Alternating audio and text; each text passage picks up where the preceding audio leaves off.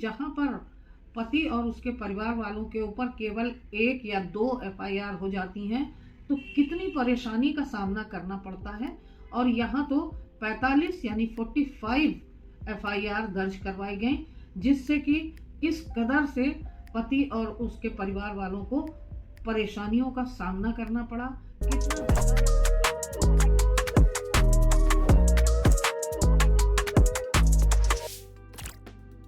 राधे राधे, स्वागत है आपका मेरे चैनल पर। अक्सर मैट्रिमोनियल केसेस में बात शुरू होती है मनमुटाव से, झगड़े बढ़ते हैं और फिर धीरे धीरे ये झगड़े केस फाइलिंग तक आ जाते हैं।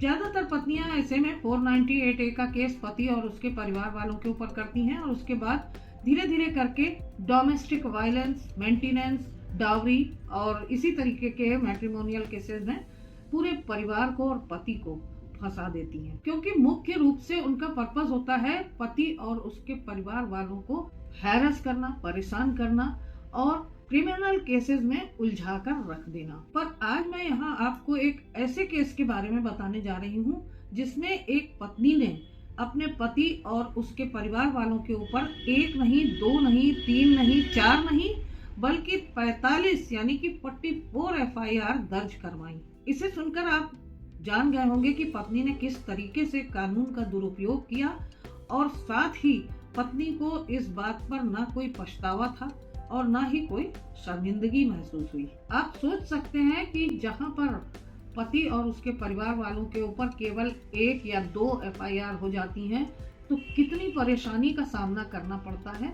और यहाँ तो 45 यानी 45 एफआईआर दर्ज करवाई गई, जिससे कि किस कदर से पति और उसके परिवार वालों को परेशानियों का सामना करना पड़ा, कितना ज्यादा उनका हरासमेंट हुआ और कितना ज्यादा उनको प्रताड़ित किया गया, अत्याचार किया गया इस पत्नी के द्वारा। इससे ही आप इमेजिन कर सकते हैं कि अपनी शादीशुदा जिंदगी के दौरान इस पत्नी ने अपने पति और उसके परिवार वालों को कितना ज्यादा हैरेस किया होगा, कितना ज्यादा परेशान किया होगा और घर को नरक बनाने में कोई कसर नहीं छोड़ी होगी। तो आज इस केस में मैं ये डिस्कस करूंगी कि कैसे इस पति ने अपनी पत्नी से जान छुड़ाई। और जब मामला कोर्ट में पहुंचा तो कोर्ट ने पत्नी द्वारा किए गए इन 45 केसेस के ऊपर क्या कहा और क्या कार्रवाई की और कोर्ट ने पत्नी को किस तरीके से सबक सिखाया। तो वीडियो बहुत ही दिलचस्प और बहुत ही इम्पोर्टेंट होने वाला है। बहुत सारे लोग इस तरीके की परेशानियों से घिरे हुए हैं, नहीं 45 तो कम से कम 10-12 एफआईआर वाले तो बहुत सारे केस मिलते हैं। तो ये केस उनके लिए बहुत ही इम्पोर्टेंट होने वाला है। तो बने रहिएगा वीडियो में अंत तक। और अगर आपने मेरे चैनल को सब्सक्राइब ना किया हो तो प्लीज सब्सक्राइब कर लीजिए और बेल बटन को हिट करना बिल्कुल भी मत भूलिएगा, ताकि इसी तरीके के इम्पोर्टेंट और जरूरी जो वीडियोस हैं वो आप तक सबसे पहले पहुंच सके। तो चलिए जान लेते हैं इस केस के फैक्ट्स क्या है। इस केस में पति पत्नी की शादी 2003 में होती है। शादी के बाद दोनों अपने देश में ही नहीं विदेश में भी रहे, लेकिन दोनों में मनमुटाव होता रहा और झगड़े धीरे धीरे होते रहे। लेकिन जब झगड़े बहुत ज्यादा बढ़ गए, दोनों का वैवाहिक जीवन खराब होने लगा, पत्नी ने एक एक करके अपने पति के खिलाफ 45 एफआईआर लिखवा दी। इन केसेस में पत्नी ने पति, उसके परिवार वालों और यहाँ तक कि उसके माता पिता को आरोपी बना दिया। अब पति के द्वारा पत्नी से तलाक लेने के लिए डाइवोर्स का केस फाइल किया गया, जो क्रूएलिटी के ग्राउंड पर आधारित था। दूसरी तरफ पत्नी ने 45 केस पति के ऊपर कर रखे थे और उसके बाद उसने section 9 restitution of conjugal rights का भी केस कर दिया पति के ऊपर।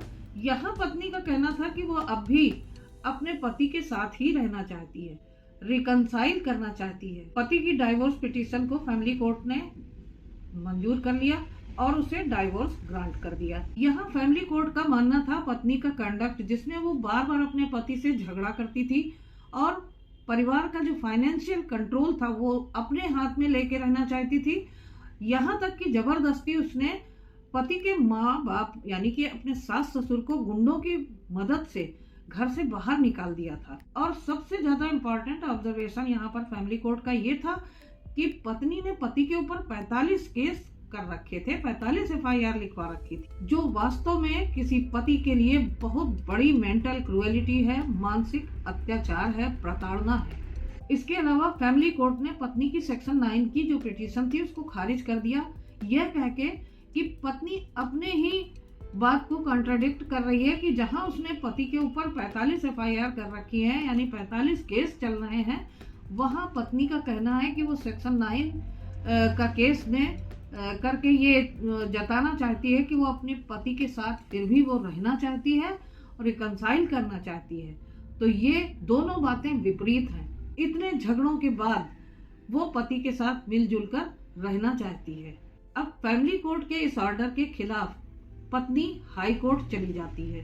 पति के पक्ष में हुए इस फैसले को हाई कोर्ट में चैलेंज करके उसने ये कहा कि फैमिली कोर्ट ने यहाँ कहा है कि पत्नी ने पति के ऊपर 45 एफआईआर करवाई हैं, जो पति के ऊपर एक मानसिक अत्याचार है, मेंटल क्रूएलिटी है। ये बात बिल्कुल गलत है। पत्नी अभी भी अपने बात पर अड़ी हुई थी।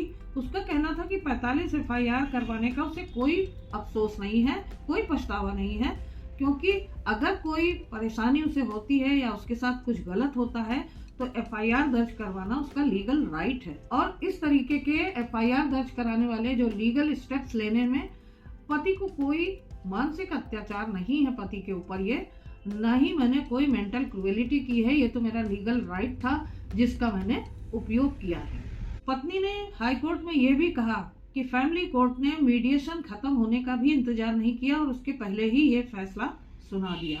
और फैमिली कोर्ट का ये कहना कि पति पत्नी की शादी अब खत्म हो गई है, ब्रेकडाउन हो गया है, इस पर भी पत्नी को बहुत आपत्ति थी, क्योंकि पत्नी के हिसाब से उसकी शादी अभी भी सबसिस्ट कर रही थी, कोई ब्रेकडाउन नहीं हुआ है। और पत्नी के हिसाब से रिकंसाइलेशन के अभी भी बहुत सारे प्रोस्पेक्ट्स थे। फिर भी फैमिली कोर्ट के द्वारा ये आधार ले लिया गया कि मैरिज खत्म हो चुकी है, ये बिल्कुल भी गलत था। फैमिली कोर्ट ने पति के फेवर में तलाक ग्रांट करके पत्नी के फेवर में एलिमनी ग्रांट की, और उस पर भी पत्नी को यह ऑब्जेक्शन था कि फैमिली कोर्ट ने सही ढंग से एलिमनी तय नहीं की है। पति और पत्नी के फाइनेंशियल स्टेटस को सही तरीके से यहाँ पर आकर नहीं गया है फैमिली कोर्ट में। जो एलिमनी का अमाउंट है वो पत्नी के हिसाब से बहुत कम था। पत्नी के इन स्टेटमेंट्स पर हाई कोर्ट का कहना था कि पति और उसके परिवार वालों के ऊपर 45 से ज्यादा एफआईआर करना पत्नी के द्वारा लीगल प्रोसेस का दुरुपयोग है, कानून का मिसयूज है, क्योंकि इतनी सारी एफआईआर करने का एक ही पर्पस समझ में आता है, पति और उसके परिवार वालों को हैरस करना और उन्हें प्रताड़ित करना। यहाँ हाई कोर्ट ने ऑनरेबल सुप्रीम कोर्ट के श्री निवास राव जजमेंट का रेफरेंस देते हुए कहा, यदि पति के खिलाफ पत्नी लगातार झूठे केस फाइल करती है तो यह पति के ऊपर मेंटल क्रूएलिटी माना जाएगा। हाई कोर्ट का कहना था कि पत्नी के पास पति के खिलाफ एफआईआर दर्ज कराने का अधिकार है, उसके पास ये राइट है कि वो पति के खिलाफ एफआईआर दर्ज करा सकती है। लेकिन इस केस में पत्नी ने एक पैटर्न के तहत सोची समझी साजिश के तहत पति के ऊपर 45 से ज्यादा सिविल और क्रिमिनल केसेस फाइल किए, जो कि केवल पति को परेशान करने, प्रताड़ित करने, हैरस करने और उसके ऊपर प्रेशर क्रिएट करने के लिए किए गए हैं, न कि अपने लीगल राइट्स को अवेल करने के लिए किए गए हैं। यहाँ पर हाई कोर्ट ने यह भी ऑब्जर्व किया कि पत्नी ने पति के वर्क प्लेस पर जाकर भी उसको हैरस किया। पत्नी पति को फोन कर कर लड़ाई करती थी, उसके वर्क प्लेस पर जाकर उसकी इंसल्ट करती थी और उसके कलीग्स के साथ भी मिसबिहेव करती थी और इतना परेशान करती थी, इतना अड़चन डालती थी कि पति ने मजबूरीवश अपने काम से रिजाइन कर दिया।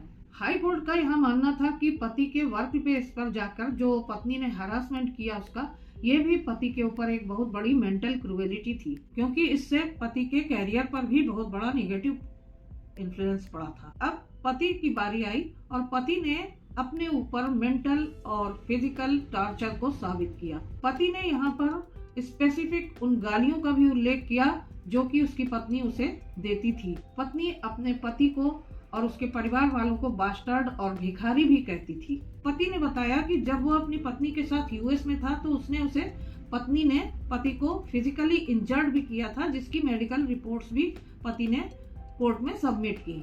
2008 में पत्नी ने पति के माता पिता को जबरदस्ती गुंडों की मदद से घर से बाहर निकलवा दिया था और उन्हें जान से मारने की धमकी भी दी थी। 2009 में पत्नी ने पति के माता पिता को घर से निकाल दिया था, जिससे कि उन्हें पूरी रात मंदिर में गुजारनी पड़ी थी।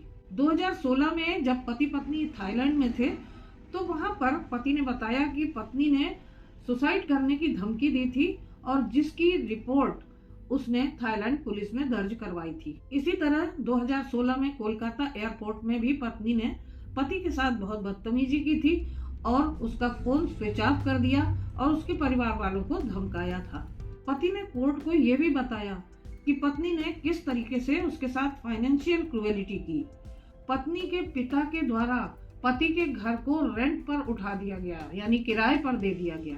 पति ने अपनी इंश्योरेंस पॉलिसी में नॉमिनी की जगह जहां अपने मां का नाम डलवाया था वहां जबरदस्ती धमकाकर अब उनकी मां का नाम हटाकर अपना नाम एज अ नॉमिनी डलवा लिया था। अब पति ने जो यहाँ पर एलिगेशंस लगाए थे वो केवल एलिगेशंस नहीं थे, बल्कि पति ने इन सारे एलिगेशंस को गवाहों और सबूतों के साथ पेश किया था और उन्हें कोर्ट में प्रूव किया था।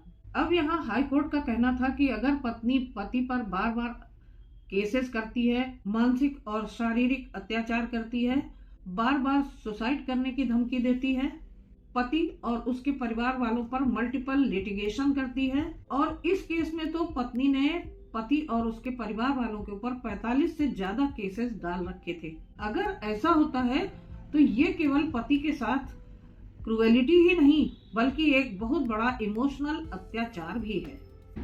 तो इन सारी बातों को हाई कोर्ट ने पति के ऊपर मेंटल क्रूएलिटी मानते हुए पत्नी की पिटीशन को खारिज कर दिया और फैमिली कोर्ट के ऑर्डर को सही माना, जहां पर फैमिली कोर्ट ने क्रूएलिटी के आधार पर पति को डिवोर्स ग्रांट किया था। हाई कोर्ट का मानना था कि इस केस में शादी पूरी तरह से ब्रेक हो चुकी थी और फैमिली कोर्ट में पत्नी को जो एलिमनी अमाउंट ग्रांट किया गया था उस पर भी हाई कोर्ट ने कोई आपत्ति नहीं की।